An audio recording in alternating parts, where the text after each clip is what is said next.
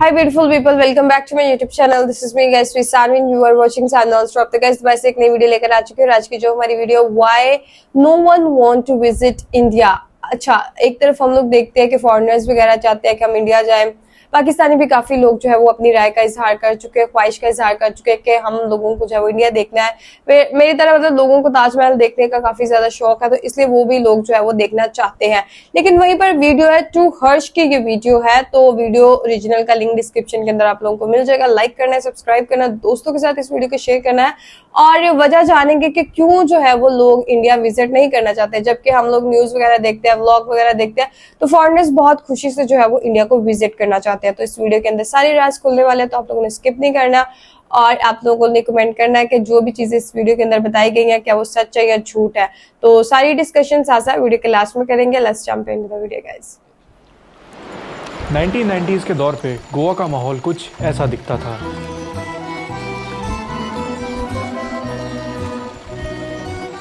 Beaches पे हर तरफ विदेशी लोग दिखाई देते थे, जिनमें से ज्यादातर रशियंस हुआ करते थे। इवन वहाँ उनके नाम का एक बीच भी था। बीचेस के लिए गोवा दुनिया भर से आने वाले टूरिस्ट की पहली पसंद था। वो यहाँ काफी टाइम स्पेंड किया करते थे और इवन लोकल फेस्टिवल्स में भी पार्टिसिपेट करते थे। इन्हीं सारी क्वालिटीज के चलते गोवा को इंडिया का फन कैपिटल भी कहा जाता था। और 1990s से 2000s तक सिर्फ गोवा ही नहीं बल्कि फॉरेनर्स इंडिया के अलग अलग कोनों को एक्सप्लोर किया करते थे। इंडिया को अपनी स्पिरिचुअलिटी, मिस्टीरियसनेस और कल्चर की वजह से वर्ल्ड वाइड बहुत पसंद किया जाता था। स्वामी विवेकानंद, परमहंस योगीनंदा, श्री श्री रविशंकर ओशो और इस्कॉन भक्ति मूवमेंट को शुरू करने वाले स्वामी प्रभुपदा, इन लोगों ने इंडिया के कल्चर और ट्रेडिशन से जुड़ी स्पिरिचुअलिटी और योगा को वर्ल्ड वाइड काफी फेमस करने का काम किया। बहुत सारे फॉरेन टूरिस्ट इम्प्रेस्ड होके उसे वापस अपने देशों में जाकर काफी प्रमोट किया। इन्हीं लोगों की वजह से Steve Jobs, Beatles music group और लाखों फॉरेन टूरिस्ट के लिए इंडिया एक ऐसा स्पिरिचुअल एक्सपीरियंस वाला देश बन गया था जो किसी दूसरी कंट्री में नहीं मिल सकता था। दुनिया भर में इंडियन कल्चर को काफी रिस्पेक्ट मिला करती थी और लोग इस कल्चर से जुड़ना चाहते थे, इसको एक्सपीरियंस करना चाहते थे। लेकिन जब हम पास्ट से लौटकर आज की सिचुएशन पर नजर डालते हैं तो ये बिलीव करना मुश्किल हो जाता है कि किसी समय पर इंडिया की इतनी रिस्पेक्ट रही होगी। जब हम इंडिया की नेगेटिव इमेज के ऊपर बात करते हैं तो अक्सर सारा ब्लेम वेस्टर्न मीडिया के ऊपर डाला जाता है कि इन्होंने इंडिया को गलत तरीके से पोर्ट्रे किया, जिसकी वजह से इंडिया ग्लोबली सबसे हेटेड कंट्रीज में से एक बन गया। लेकिन ये बात बिल्कुल सच नहीं है, बल्कि इसका रियल रीजन है सोशल मीडिया। पिछले कुछ टाइम से सोशल मीडिया पे कुछ ऐसे कंसर्न्स हाईलाइट हुए हैं जिन्होंने हमें सोचने पे मजबूर कर दिया है। इनमें अनहाइजीनिक स्ट्रीट फूड वीडियोस हैं, फॉरेन टूरिस्ट के साथ इंडियंस के खराब बिहेवियर की क्लिप्स भी काफी वायरल हुई। नमस्ते यार, नमस्कार, ये क्या है? Hello, could you please let go of my hand? Sir, stop. Sir, Jesus Christ, let go of my hand, man. Whoa. जहाँ एक ऑटो रिक्शा ड्राइवर एक फॉरेन लेडी को बार बार इनअप्रोप्रिएटली टच कर रहा है, वो भी उसके हस्बैंड के सामने। I like so much. एक ऐसा सिमिलर सा ही इंसिडेंट मिथिलेश के साथ भी हुआ। मिथिलेश एक इंडियन है who is married to a Russian woman. वो अपनी वाइफ के साथ उदयपुर में घूम रहे थे तो उन्हें देख के एक लड़का 6000 कमेंट करने लगा, which is a very common stereotype for Russian women in India. तो क्या बोला? सुना मैंने 6000 INR जा रहा। कभी इंसिडेंट स्पेन के टूरिस्ट के साथ हुआ। क्या मतलब? Incident, a Spanish woman was allegedly gang raped by 7 men in Jharkhand's Dumka district. ये इंसिडेंट्स ब्रिटिश टूरिस्ट के साथ, इजराइल टूरिस्ट के साथ गैंग रेप। इंडिया की सड़कों पे कोई फॉरेन लेडी चलती दिख जाए तो लोग उसे ऐसे घूरते हैं जैसे एलियन देख लिया हो। बिना परमिशन के उसके साथ सेल्फीज लेने लगते हैं। Seriously, no. Can we go? कुछ भी। ये सारी ही एक्टिविटीज मोलेस्टेशन की कैटेगरी में आती हैं और इन्हीं न्यूज के बेसिस पर वेस्टर्न मीडिया ने इंडिया को एकदम अनसेफ डिक्लेयर कर दिया है, वो भी अपने ग्लोबल प्लेटफॉर्म के ऊपर। हमारे देश में लोगों की तादाद बहुत ज्यादा है और ये सिर्फ अपनी कंट्री के अंदर ही नहीं बल्कि यहाँ से बाहर जाकर भी इसी तरीके का बिहेवियर दिखाते हैं। जैसे ये वीडियो पता है थाईलैंड का है, जिसमें कुछ इंडियंस बोर्ड लेकर खड़े हैं और इंडियन टूरिस्ट से रिक्वेस्ट कर रहे हैं कि मेन रोड पर मत चलो, प्लीज फुटपाथ से वॉक करो। ये दिख रहा है आपको, पढ़े लिखे है ना, फुटपाथ पे चलिए। इंडियंस की सिविक सेंस दिखाते हुए एक दूसरा वीडियो भी वायरल हुआ था, जिसमें एक इंडियन रेजिडेंट पताया के बीच पे यूरिनेट कर रहा था, जिसपे थाईलैंड के लोकल्स ने काफी गुस्सा भी किया। एंड दिस, आपने ये चेहरा सोशल मीडिया पे जरूर देखा होगा। अगर आप इसे नहीं जानते तो ये टर्की ट्रैवल करने गया था और एक टर्किश वुमेन पे बहुत गंदे कमेंट्स पास कर रहा था। माल है, देख रहे हो यार, आप कमाल की माल हो। कसम से ना दबाने का मैं ना पति कैसे सबर कर रहा हूँ मैं बता नहीं सकता हूँ। मेरा दिल कर रहा है ना ऐसे अपने हाथ में पकड़े। इंडियंस के इस खराब बिहेवियर और लैक ऑफ सिविक सेंस ने इंडिया की टूरिज्म इंडस्ट्री को पूरी तरीके से डिस्ट्रॉय करके रख दिया है। इंडियन टूरिस्ट के डिक्लाइन की ये स्टोरी लोगों के सामने इस ट्वीट के बाद आई। 30 सितंबर 2024 को दीपिका नारायण भारद्वाज ने ट्वीट किया जिसमें लिखा था कि Goa is empty on new year. New year पे गोवा का खाली होना बहुत ही स्ट्रेंज बात थी, क्योंकि इंडिया के अंदर न्यू ईयर सेलिब्रेट करने के लिए गोवा एक हॉटस्पॉट डेस्टिनेशन है। उसके कुछ दिन बाद हमने अपनी गोवा विजिट में भी सेम चीज नोटिस की। इवन गोवा की सबसे वाइब्रेंट स्ट्रीट टीटोज लेन भी बिल्कुल खाली थी और बागा बीच, जिसपे सबसे ज्यादा क्राउड होना चाहिए, उस बीच पर भी लोग देखने के लिए नहीं मिल रहे थे। ये हालत देख के सच में लगा कि गोवा के लिए ये एक वेक अप कॉल है और इवन पूरे इंडिया के लिए भी। यंगस्टर्स के लिए इंडिया में सबसे मेन स्ट्रीम जगह थी गोवा। ये एक कोस्टल सिटी है, वहाँ अल्कोहल के प्राइसेस कम हैं, लेकिन उसके बावजूद लोगों ने गोवा छोड़ के थाईलैंड में कराबी, फुके और श्रीलंका जाना शुरू कर दिया, क्योंकि गोवा के कंपैरिजन में इन सिटीज में बेटर क्लब्स और बेटर नाइट लाइफ, वो भी विदाउट एनी डर्टी पॉलिटिक्स। जैसे बाली में फिंच बीच क्लब और सवाया बहुत फेमस है, जहाँ लोग एंट्री के लिए 20,000 रुपए पे करते हैं। ये पार्टीज भी बाली में टूरिज्म को अट्रैक्ट करने का काम करती हैं। हमारा एक फेस्टिवल है होली, जिसपे साल में सबसे ज्यादा बदतमीजी की जाती है और जो फॉरेन टूरिस्ट आ जाए उनके साथ भी। अब इंडिया और साउथ ईस्ट एशियन कंट्रीज का कल्चर काफी हद तक मैच करता है, तो थाईलैंड में भी एक होली जैसा फेस्टिवल है सोंक्रान। होली की तरह इस फेस्टिवल पर भी लोग एक दूसरे के ऊपर पानी फेंकते हैं, रंग लगाते हैं, लेकिन फर्क इतना है कि थाईलैंड ने इस फेस्टिवल को ग्लोबलाइज कर दिया। लोग दुनिया के अलग अलग कोने से थाईलैंड में सोंक्रान सेलिब्रेट करने के लिए आते हैं। सोंक्रान वीक के अंदर थाईलैंड में सिर्फ एक हफ्ते के अंदर 6.5 लाख टूरिस्ट पहुंचे और सोंक्रान वीक में थाईलैंड ने सिर्फ टूरिज्म के जरिए 18,000 करोड़ रुपए जनरेट किए। होली को ग्लोबलाइज या कमर्शियलाइज करने की तो बहुत दूर की बात है, लोगों ने खुद भी होली को सेलिब्रेट करना बंद कर दिया है। अगर हम ऐसी हरकतें करेंगे तो कौन सा फॉरेन टूरिस्ट इंडियन फेस्टिवल्स को सेलिब्रेट करने के लिए आएगा?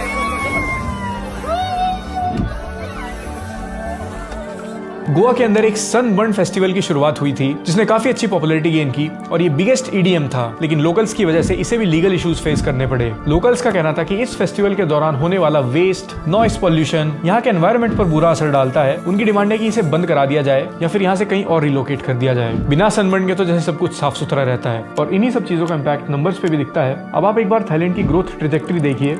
2022 में लगभग 11 मिलियन, 23 में 28 और 2024 में 35 मिलियन फॉरेन टूरिस्ट थाईलैंड आए थे। यानी टूरिस्ट का नंबर कितनी तेजी से बढ़ रहा है। 2019 में गोवा विजिट करने वाले फॉरेन टूरिस्ट का नंबर 10 लाख के आसपास था, जो 2024 में सिर्फ 4.5 लाख रह गया।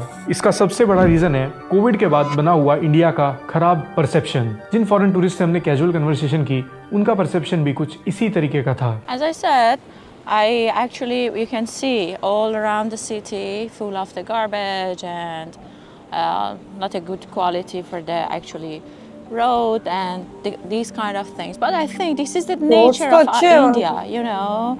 Surprising, I feel like online everyone has a perception of India being, very, I'm not going to say it, but people think it's dirty, it's not touristy. Corona के बाद फिर टूरिज्म सेक्टर, जो फॉरेन टूरिज्म सेक्टर है एक तरीके से, वो improve नहीं कर पाया। काफ़ी सारे डेटा भी यही शो करता है। और आपका हैंड्स ऑन पर्सनल एक्सपीरियंस कैसा है as a agency owner?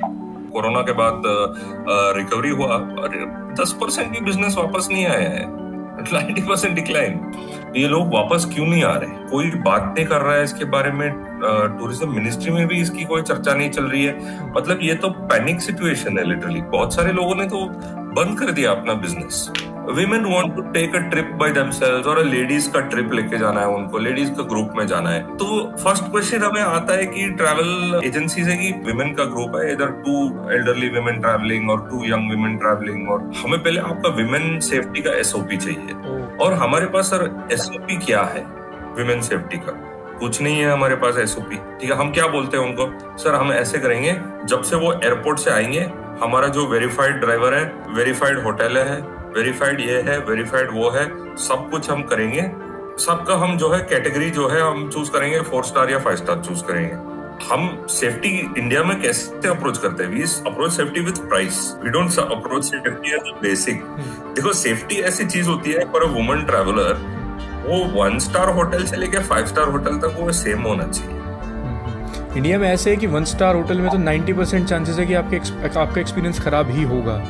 See, if you look at the 4-star and 5-star rates in India, on average they are 30 to 40% more expensive than Southeast Asia. और वो compare करते हैं, आपका यहाँ क्यों इतना ज्यादा है? हम वो क्वेश्चंस आंसर नहीं कर पा रहे हैं। और बची कुची कसर पूरी कर दी हमारे लैक ऑफ इंफ्रास्ट्रक्चर ने। जब हम ग्राउंड रियलिटी देखते हैं तो रियलाइज होता है कि हम अभी भी स्टोन एज में हैं। इंडिया के अंदर जितने भी हिल स्टेशन हैं उनमें से maximum hill station British rule के अंडर बनाए गए थे, जैसे नैनीताल, मसूरी, शिमला, गुलमार्ग, ऊटी। और गोवा की पॉपुलैरिटी के पीछे पोर्तुगीज इन्फ्लुएंस का रोल रहा है। इन टूरिस्ट डेस्टिनेशंस और हिल स्टेशन के अलावा एक भी जगह ऐसी नहीं है जिनको इंडियन गवर्नमेंट ने अपने एफर्ट से डेवलप और प्रमोट किया हो, जैसे ताजमहल, जो इंडिया की सबसे पॉपुलर लोकेशंस में से एक है, वर्ल्ड के 7 वंडर्स में आता है और लाखों टूरिस्ट हर साल इसे विजिट करते हैं। इसकी ग्राउंड रियलिटी ऐसी है कि ताजमहल से 500 मीटर पहले तक आपको लगेगा ही नहीं कि यहाँ 7 वंडर ऑफ द वर्ल्ड में से कोई एक वंडर होगा। इसके आसपास दुनिया भर का अनप्लान्ड इंफ्रास्ट्रक्चर और कूड़ा मिलेगा। रिसेंटली एक पोलिश ब्लॉगर ने ताजमहल से 100 मीटर दूर बह रही यमुना नदी की एक वीडियो शेयर की, जहाँ यमुना में बहुत सारी गंदगी थी और इसके आसपास बहुत सारा प्लास्टिक का ढेर जमा हो गया था और ये जगह बुरी तरीके से स्मेल कर रही थी,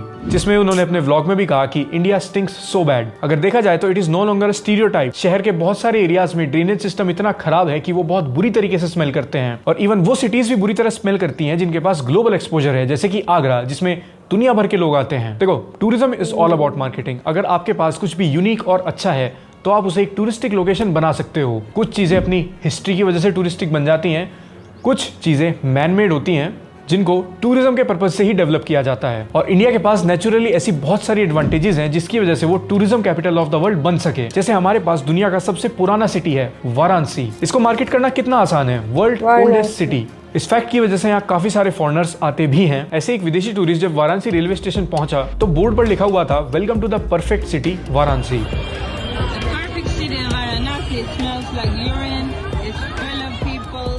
हम वाराणसी को इंडिया की स्पिरिचुअल कैपिटल की तरह प्रमोट कर रहे हैं, लेकिन इसकी ग्राउंड रियलिटी क्या है वो हम सबके सामने है। इंडिया की सबसे मेन टूरिस्टिक पब्लिक लोकेशंस के वेस्ट मैनेजमेंट का ये हाल है। इस चीज के लिए पब्लिक और गवर्नमेंट दोनों बराबर रिस्पॉन्सिबल हैं। गवर्नमेंट को टूरिस्टिक प्लेस को साफ करना जरूरी नहीं लगता और इंडिया की पब्लिक को नदी किनारे, रोड्स या पब्लिक प्लेसेस पर कचरा फेंकना बहुत नॉर्मल बात लगती है, लेकिन वेस्टर्न कंट्रीज में बिल्कुल भी नॉर्मल बात नहीं है।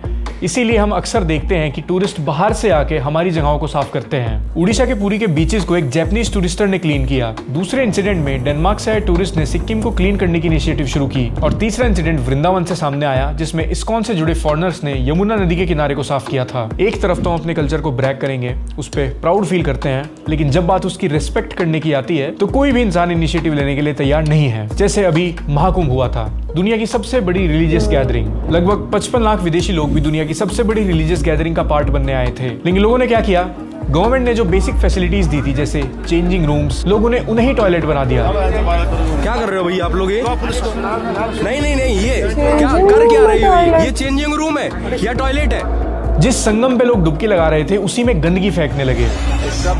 अब इसमें गवर्नमेंट का तो नहीं ना कोई कसूर, लोगों को भी तो देखना चाहिए ना, उनको भी तो कोऑपरेट करना चाहिए। इधर तक अब आप अपने सबसे बड़े कल्चरल और रिलीजियस इवेंट में इस तरीके से बिहेव करोगे तो आपका क्या वही ना, इंप्रेशन लोगों पड़ेगा? को भी और जो तो 55 लाख लोग ये उससे सब कुछ देखने के लिए आए थे वो अपने साथ किस तरीके का एक्सपीरियंस लेके वापस गए होंगे? इन्हीं बुरे एक्सपीरियंसेस की वजह से इंडिया के ऊपर डर्टी स्ट्रीट फूड की वीडियोस बनती हैं। इन स्टीरियोटाइप्स के चलते इंडिया में रिसेंटली फॉरेन टूरिस्ट का नंबर बहुत ज्यादा घट गया है। टूरिज्म इंडस्ट्री बहुत बुरी तरीके से स्ट्रगल कर रही है। इतने क्विजीन्स है हमारे पास, we are 8000 year old civilisation.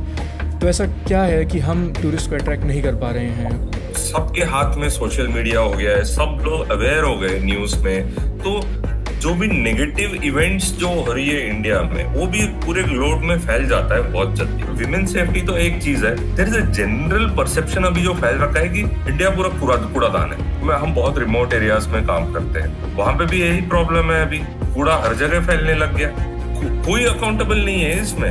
हमें तो बहुत ही डिफिकल्ट हो जाता है क्लाइंट्स को एक्सप्लेन करने के लिए कि वो हमारे से पूछते हैं कि आपका देश इतना सुंदर है, सब कुछ है, आप सफाई क्यों नहीं रख पा रहे हो? मैं सफाई का ही ज्यादा तो मसला है, मतलब वो एक्सपीरियंस को किल कर रहा है, क्योंकि it has become a particular problem and this air quality has become a bigger issue in north India now. The peak season for north India, especially the golden triangle sector, if you know it, Delhi, Agra, Jaipur, अक्टूबर से फरवरी तक news reports में क्या चलती है for Agra and Delhi? Air quality, AQI। हर foreign embassy क्या बोलता है कि AQI वेरी सीवियर है, हजारडस है, वो नोटिफिकेशन डाल देते हैं। Obviously I mean as an agent or an agency in India, you know, we are trying to take a booking from abroad. How can we guarantee air quality? हम क्या बोल सकते हैं?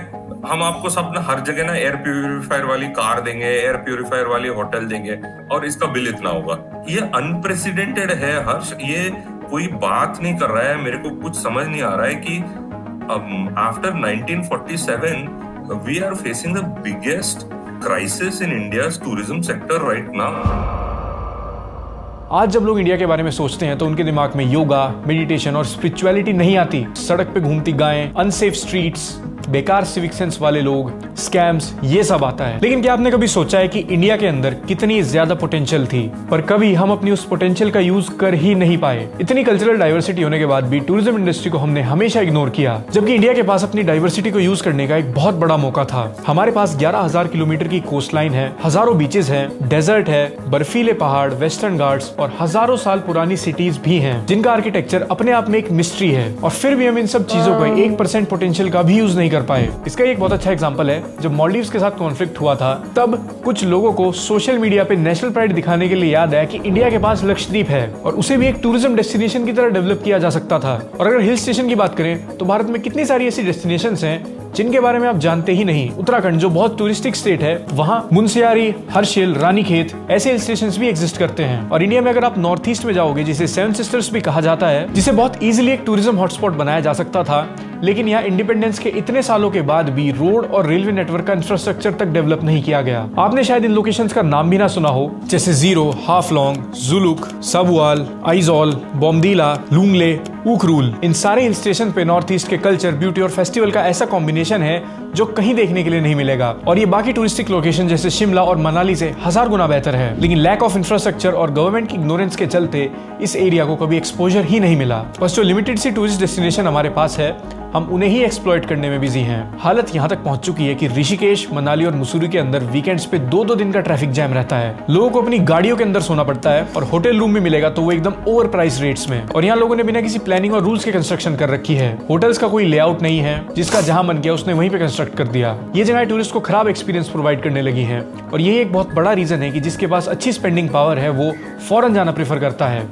2025 की एक रिपोर्ट बताती है कि इस साल यूरोप ट्रैवल करने वाले टूरिस्ट में 19% का इंक्रीज है। इंडियंस फ्रांस, जर्मनी, स्विट्जरलैंड और इटली में जाना ज्यादा प्रेफर कर रहे हैं। जब भी हम लग्जरी ट्रैवलिंग की बात करते हैं तो हमारे दिमाग में यूरोप सबसे पहले आता है, क्योंकि यूरोप ने अपनी मैक्सिमम टूरिस्ट डेस्टिनेशन को एक यूनिक आइडेंटिटी के साथ प्रमोट किया है। जैसे स्विट्जरलैंड को हेवन ऑन अर्थ कह के प्रमोट किया गया और उन्होंने अपने म्यूजियम और पैलेसेस को आर्ट और हिस्ट्री से जोड़कर प्रमोट किया। इसके अलावा इंडियंस का जो यूरोप से ऑब्सेशन है उसमें बॉलीवुड मूवीज का बहुत बड़ा हाथ है। जैसे 1970s से पहले तक बॉलीवुड की ज्यादातर मूवीज कश्मीर में शूट हुआ करती थी और उसके बाद कश्मीर में पॉलिटिकल इंस्टेबिलिटी बढ़ती गई और सभी डायरेक्टर्स और प्रोड्यूसर्स ने अपनी मूवी की शूटिंग को स्विट्जरलैंड शिफ्ट कर दिया। यश चोपड़ा ने अपनी मैक्सिमम मूवीज की शूटिंग स्विट्जरलैंड में की। जैसे डीडीएलजे ने स्विट्जरलैंड को लाखों इंडियंस के लिए उनका ड्रीम डेस्टिनेशन बना दिया था। यश चोपड़ा का वहां के टूरिज्म को प्रमोट करने में इतना इंपॉर्टेंट रोल रहा है कि 2016 में स्विट्जरलैंड की गवर्नमेंट ने वहां उनका एक स्टैचू भी बनवा दिया और कहा कि मिस्टर चोपड़ा ने साउथ एशियन टूरिस्ट की स्विट्जरलैंड आने की लेगेसी की शुरुआत की थी। यही सेम पैटर्न जिंदगी न मिलेगी दोबारा मूवी के बाद भी रिपीट हुआ। उस मूवी के रिलीज के बाद स्पेन जाने वाले इंडियन टूरिस्ट के नंबर में 65% का इंक्रीज देखा गया। इसका इतना इंपैक्ट हुआ कि वहां के कॉलेजेस में मार्केटिंग, मैनेजमेंट और ब्रांडिंग को समझने के लिए इस मूवी की केस स्टडी भी पढ़ाई जाती है। और बॉलीवुड मूवी सिर्फ इंडिया में ही नहीं बल्कि अफ्रीका, अजरबैजान, टर्की और बाकी भी बहुत सारी कंट्रीज में देखी जाती है, जैसे रशिया। इनफैक्ट सोशल मीडिया भी हमारे लिए नेगेटिव साबित हुआ। सोशल मीडिया के थ्रू बहुत सारे सिटीज ऐसे थे जो टूरिस्ट के बीच में पॉपुलर हुए, जैसे जॉर्जिया का कैपिटल। लोग जॉर्जियन कल्चर को बहुत पसंद करने लगे। Georgian wine, Georgian dance, reels के थ्रू ये बहुत फेमस हुआ। सेम चीज बाकू के साथ हुई। बाकू रिसेंटली एक टूरिस्टिक डेस्टिनेशन बनी। इस्तांबुल के बारे में आप एक रील लाइक कर दो, उसके कल्चर की, उसके स्ट्रीट फूड की वीडियोस आपकी पूरी फीड पे भर जाएंगी। लेकिन आप इंडिया के बारे में एक रील लाइक कर दो तो हर तरफ आपको मिलेंगी खराब सिविक सेंस वाली वीडियोस या फिर गंदी स्ट्रीट फूड वाली वीडियोस। जबकि इंडिया के पास ऐसा बहुत कुछ है जो दुनिया से एकदम यूनिक है। दुनिया में शायद ही किसी देश के पास अलोरा अजंता जैसा मॉन्यूमेंट होगा। साउदर्न इंडिया के टेंपल्स पर बने क्राफ्ट आज भी लोगों को हैरान कर देते हैं कि कई सौ साल पहले आखिर इन्हें कैसे बनाया होगा। इवन ताजमहल का एग्जाम्पल ले लो। हिस्ट्री और क्राफ्ट में अगर इसे आईफिल टावर से कंपेयर करें तो ताजमहल कई गुना आगे है। बहुत सारे फेमस लोगों ने इसे विजिट भी किया है, जैसे Donald Trump, Vladimir Putin, mark Zuckerberg, Tom cruise, Leonardo DiCaprio. लेकिन अगर टोटल नंबर की बात की जाए तो साल 2023 में सिर्फ 4 लाख लोगों ने ताजमहल को विजिट किया था। वहीं आईफिल टावर को 70 लाख लोगों ने, जिसमें से 75% टूरिस्ट फॉरेनर्स थे। अब एक तरफ है हिस्ट्री, क्राफ्ट और एक तरफ एक नॉर्मल सा खड़ा हुआ टावर जिसमें रात में नॉर्मल लाइट्स जलती हैं। लेकिन it's all about marketing and PR. Paris itself as a city Agra से 1000 गुना अच्छा है, बट पोटेंशियल तो हमारे पास भी था लेकिन हमने कभी यूज ही नहीं किया। अगर किसी को आगरा विजिट करना हो तो उसके लिए सबसे near by international airport Delhi में है सिर्फ वहां से 200 किलोमीटर दूर। अगर कोई वीवीआईपी इंसान ताजमहल विजिट करता है तो उसे आगरा के एयरफोर्स एयरपोर्ट पर लैंड कराया जाता है। इंफ्रास्ट्रक्चर से लेकर वैल्यू प्रोपोजिशन और ग्लोबल इमेज, हम इन सब चीजों में लैग कर रहे हैं। हमारी इतनी बड़ी पॉपुलेशन वाले देश में मेजॉरिटी लोग सही हैं, लेकिन वो जो 10% लोग हैं, ये सब कुछ उनकी हरकतों का नतीजा है। अपनी ग्रीड, लस्ट और सोशल मीडिया पे थोड़े क्लाउड की वजह से उन्होंने इंडिया की इमेज को पूरी तरीके से कॉम्प्रोमाइज कर दिया है। इसमें उन लोगों का भी थोड़ा कंट्रीब्यूशन है जो इंडियंस बाहर के देशों में घूमने जाते हैं। उनमें से भी कुछ लोग तो इवन बेसिक रूल्स भी फॉलो नहीं करते। एज ए इंडियन अगर आप बाहर के देश में ट्रैवल करने जाते हैं तो हमेशा ये चीज ध्यान रखिए कि आप अपने पूरे कंट्री को रिप्रेजेंट करते हैं। हाँ, ये चीज तो मैंने बड़ी दफा बोली। कैसे बात करोगे, कैसे बिहेव करोगे, वो हर एक चीज आपकी कंट्री की इमेज को शेप करने का काम करेगी। अगर कोई एक ही इंडियन कहीं जाके गंदगी करेगा या फिर मिसबिहेव करेगा तो वो सब भी पूरा इंडिया खराब होगा। बहुत सारे लोगों के लिए स्टीरियोटाइप्स बनाने का काम करेगा। और इसी वजह से हम देख रहे हैं कि किस तरीके से पूरे वर्ल्ड में इंडियंस के खिलाफ रेसिज्म बढ़ते जा रहा है। रोज एक नई वीडियो या नया इंसिडेंट सामने आ जाता है जो इंडिया के खिलाफ हेट को और फ्यूल कर देता है। और ये चीज तभी रुकेगी जब हर एक इंडियन अपनी रिस्पॉन्सिबिलिटी लेगा। और जहां तक बात टूरिज्म सेक्टर की है, वहां पर गवर्नमेंट और लोगों के कलेक्टिव एफर्ट्स काम करेंगे। लेकिन एज ऑफ नाउ गवर्नमेंट कोई भी एफर्ट्स नहीं लगा रही है। गवर्नमेंट ग्लोबल इंडियन टूरिज्म को प्रमोट करने में बिल्कुल फेल रही है। कोविड के बाद जो इंटरनेशनल टूरिज्म का डिक्लाइन आया था, उस चीज को कवर करने के लिए कोई स्टेप्स नहीं लिए गए और अभी भी टूरिज्म इंडस्ट्री के फ्यूचर को सिक्योर करने के लिए कोई इंटेंट नहीं दिखाया जा रहा है। तो ये इंडिया के लिए एक वेकअप कॉल है। गवर्नमेंट टूरिस्ट इंफ्रास्ट्रक्चर डेवलप करे, अपने प्रमोशन पे ध्यान दे, और दूसरी ड्यूटी लोगों की है जो इंडिया से बाहर ट्रैवल करते हैं वो खुद को अच्छे तरीके से कैरी करें और जो फॉरेन टूरिस्ट इंडिया में आते हैं उनके साथ स्कैम्स या मोलेस्टेशन जैसी एक्टिविटी ना हो। Overall India has great potential, we are a great country, लेकिन हमारी रिप्रेजेंटेशन बिल्कुल गलत हो चुकी है और ये टाइम के साथ खराब होते जा रही है। तो खैर आज की इस वीडियो में इतना ही। अगर आपको हमारा वीडियो पसंद आया तो अच्छा गाइस, इन्फॉर्मेटिव वीडियो थी और ये चीज जो है मैं काफी टाइम से एक चीज नोट कर रही थी कि वाकई टूरिज्म कम हो रही है और जो स्ट्रीट फूड की वीडियोस बहुत ज्यादा मेरी फीड पर भी आती है और उसके बाद लोगों के साथ जो मिसबिहेवियर हो रहा होता है, मतलब वो भी सारा कुछ सामने आता है। लेकिन इसके अंदर सिर्फ हुकूमत रिस्पॉन्सिबल नहीं है, मेरे ख्याल से उसकी रिस्पॉन्सिबिलिटी खाली नहीं है। इसमें आम लोग, जैसे वो बोल रहे थे, अगर 90% ठीक है तो 10% की वजह से ये प्रॉब्लम हो रही है। तो उन 10% लोगों को जो है वो अपना आप ठीक करना होगा। मतलब कूड़ा खाया कुछ, अगर आप किसी जगह पे जा रहे हैं, खाया वहीं पर फेंक दिया, आप चेंजिंग रूम को टॉयलेट बना के यूज कर रहे हैं तो प्रॉब्लम तो होगी। ठीक है, तो अगर ये छोटी छोटी बातें जो है, इवन दैट ये सिर्फ इंडिया के लिए नहीं है, पाकिस्तानी लोगों के लिए भी यही चीजें होती है, बिकॉज पाकिस्तान के अंदर भी प्रॉब्लम्स हो रही हैं। ठीक है, फॉरेनर्स आते हैं, उनको जो है वो मतलब हरास किया जाता है, लड़कियों को मारा पीटा भी जाता है, व्लॉगर्स वगैरह को। तो साफ सफाई का भी ख्याल जो है वो कम रखा जाता है। तो ये सारी चीजें इंडिया पाकिस्तान के लोगों के अंदर देखी जाती हैं। तो मेरे ख्याल से जो वो 10% लोग है ना जो खराब गन करते हैं, अगर वो सही हो जाए ना तो ओवरऑल इंडिया पाकिस्तान के अंदर सारी प्रॉब्लम्स हल हो जाएंगे। हाँ, अगर गवर्नमेंट में मानती हूँ तो इसमें 2% या 3% गवर्नमेंट का होगा, लेकिन ज्यादा लोग जो है वो आम लोगों, गवर्नमेंट ने एक बिल्डिंग बनाई, गवर्नमेंट ने एक आपके लिए चीजें अरेंज कर दी, अब साफ सफाई रखने का जो सारी रिस्पॉन्सिबिलिटी है वो आप लोगों की होती है, क्योंकि आप लोग वहां पे जाते हैं, विजिट करते हैं, उस चीज को देखते हैं। तो चलिए गाइस, मिलते हैं आपको नेक्स्ट वीडियो के अंदर। आप अपनी राय कमेंट में जरूर दीजिएगा। तो बाय बाय गाइस।